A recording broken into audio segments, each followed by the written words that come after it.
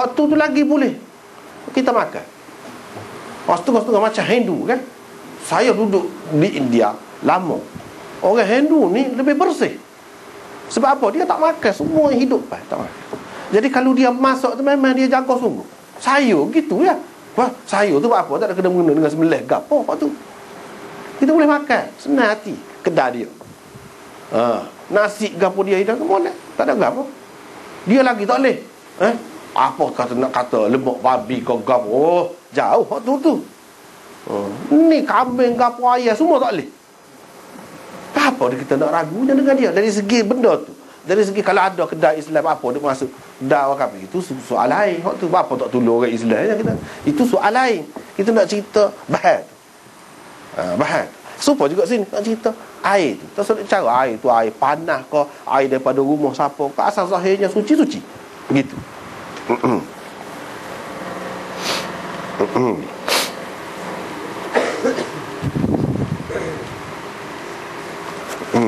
Tak apalah. Lepas tu baru dia awak mari hadis. Saat ni tu tajuk orang panggil. Kita tulis besar tu kan, huruf tebal tu tajuk. Dalam tajuk dia itulah tersimpannya fiqh dia, ijtihad dia. Kemudian baru dia awak mari hadis. Hadis ni riwayat daripada Abdullah bin Umar. Beliau berkata, orang-orang lelaki dan perempuan selalu berwudu bersama-sama di zaman Rasulullah sallallahu alaihi wasallam. Bila kata berwuduk sama-sama, sebab kata tadi lah. Selalu dia kata. Selalu. Kana rijal, kana lepas pada tu yatawadda'un fi ilmu dhari. Kalau orang mengaji ilmu sarah, dia tahulah. Ada kana selepas tu fi ilmu dhari. Maknanya madhi istimrari. Madhi istimrari mana? Selalu pada masa yang lalu. Selalu. Sama. Bukan sekali dua. No. Sama. Orang Islam ni duk ambil air semaya, lelaki dan perempuan sekali. Kalau kita kata air lebihan perempuan tak boleh, orang perempuan ambil dulu tu mestilah sikit sebanyak ada titik dia seperti kita sebut tadi. Itu tak pernah sama. Daripada situlah Imam Bukhari kata air musta'mal ini suci, lagi menyucikan. Sebab apa ambil air semaya sekali? Lepas tu ambil air semaya sekali ni lagu mana? Di bawah tu ada tulis dah. Nota tu bawah tu ada tulis. Ambil air semaya sekali ni, kalau kita kata lelaki dan perempuan hak bukan mahram, maka maksudnya sebelum turun hukum hijab. Sebelum turun, sebelum adanya hukum hijab, orang lelaki dan orang perempuan ni tak boleh menunjukkan aurat kepada lelaki. Sebelum tu. Sebab hukum hijab dia tidak sekaligus lalu. Dia tidak kata hukum suruh tudung ni daripada awal lagi. Tak. Mula-mula tak apa, nampak rambut, nampak lengan ke apa, ambil air sembahyang ni mestilah kena buka kepala ni. Tak apa. Suatu ketika dahulu. Tapi bila kemudian tidak begitu, hukum berubah. Itu kalau kita kata lelaki dan perempuan itu bukan mahram. Kalau kita kata lelaki dan perempuan itu mahram, tak ada apa dah lah. Seseorang itu boleh ambil air sembahyang dengan anak perempuannya. Ibu dia boleh ambil air sembahyang dengan anak lelakinya, boleh. Suami ambil air sembahyang dengan isterinya sekali, boleh. Lepas kita kata kalau ambil air sembahyang sekali gitu boleh jadi setuh. Setuh. Itu mazhab Syafi'i. Dia kata hak tak boleh setuh tu. Hak lain kata tak apa. Kalau dalam gelap. Dalam gelap. Terutama seperti zaman itu kan, Nabi SAW mandi dengan Aisyah tu dalam gelap subuh. Dia tidak ada lah lampu seperti kita zaman ni. Lepas tu duduk cebok dalam satu bekas. Cebok mestinya ada kena kau gapo. Daripada situlah orang-orang yang kata tak apa bersentuhan lelaki dengan perempuan, tak batal air sembahyang. Antara dalilnya hak tu lah. Sebab ada kemungkinan tadi, walaupun dia tak rakyat sentuh, bersentuh-sentuhan. Apa nak sentuh situ pula? Dia jangan nak mandi ni. No. Dengan sengaja. Tak perlu sebut lah. Tapi kemungkinan itu ada sebab gelap. Begitu juga Nabi SAW duduk semayang. Dia pun sentuh bini dia ataupun ramah. Setengah-setengah tu riwayat dia sebut dia ramah kaki isteri dia. Sebab sempit. Dalam gelap tu dia duduk semayang. Dalam gelap. Dia ramah tu waktu pun dia lipatlah kaki dia. Nabi SAW boleh sujud. Tepat masa dia jamah, dia tidak tahu. Kau ni dia berlapik kau tidak berlapik kau di sini bahagian ni. Dia tidak tahu dia. Kalau sekiranya tak boleh membatalkan air sembahyang, dia tak akan buat dulu lagi. Dia kena beringat dulu lagi. Ni dia tidak beringat, kita menunjukkan kalau berlaku pun tak apa.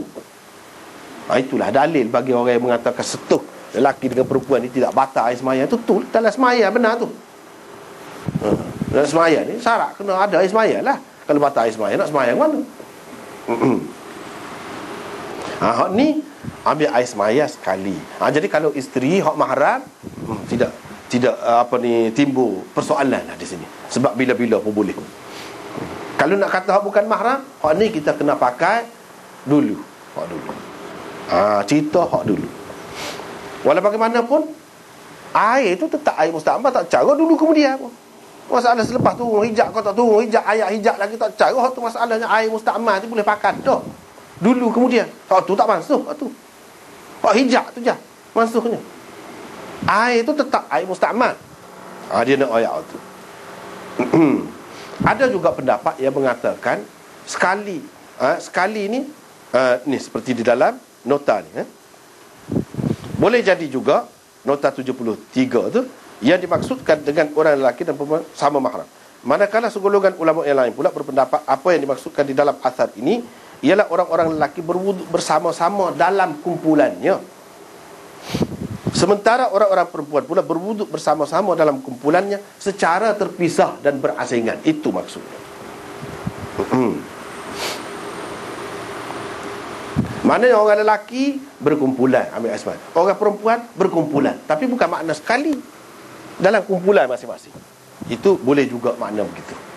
Tetapi hak lebih dekatnya jami'an itu dengan makna ma'an, sekali. Hak tadi, hak mula-mula tadi.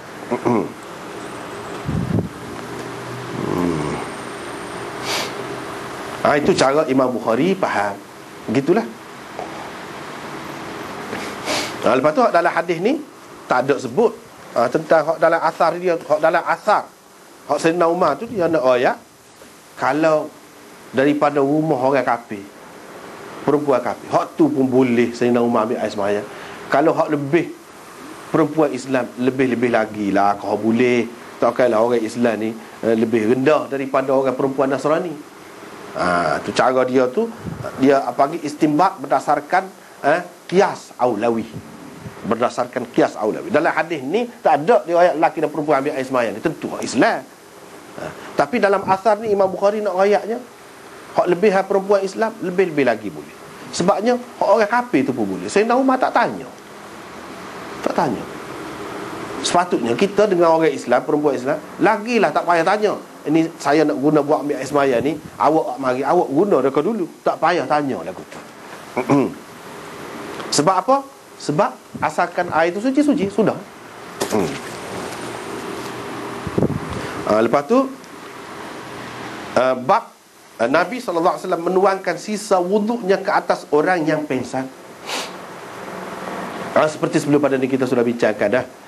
Sudah bincang dah, iaitu air lebihan ni, sisa ni ada dua makna. Satu, dalam satu bekah ambil air sembahyang, lepas pada ambil air sembahyang tu ada lagi hak baki. So satu lagi mana lebihan air sembahyang ni, mana hak sudah ambil air sembahyang tu kita tak ada, bekah ambil air sembahyang ni kita tak ada, guna pula air. Dua makna. Imam Bukhari nak ayat di sini, Nabi curah air atas Jabir ni. Bila Nabi pergi ziarah dia pesan, sakit berat. Nabi pun curah air. Curah air tu mana dengan cara ambil air retik gitu ke, ataupun curah air sikit gitu ke di muka dia tu. Air mana? Air sembahyang. Jadi air sembahyang tu kalau kita kata air lebih dalam bekas air sembahyang, tu nampak tidak berapa nampak nak ambil berkat. Hak tu lebih walaupun boleh juga. Hak lebih jelasnya air hak bekas anggota dia tu lah, basuh anggota dia tu, hak tu lebih nampak berkatnya. Imam Bukhari pakai dengan makna kalau nak nampak hak lebih berkat, iaitu hak bekas basuh air tu, bekas basuh anggota wudu. Hak tu Nabi tak ada, curah baru nampak lebih berkat. Jadi maknanya sekarang ni guna untuk orang sakit ni, jiruh dia, retik muka dia air saat ni Air gap orang bang, air musta'mal, hak sudah guna dah.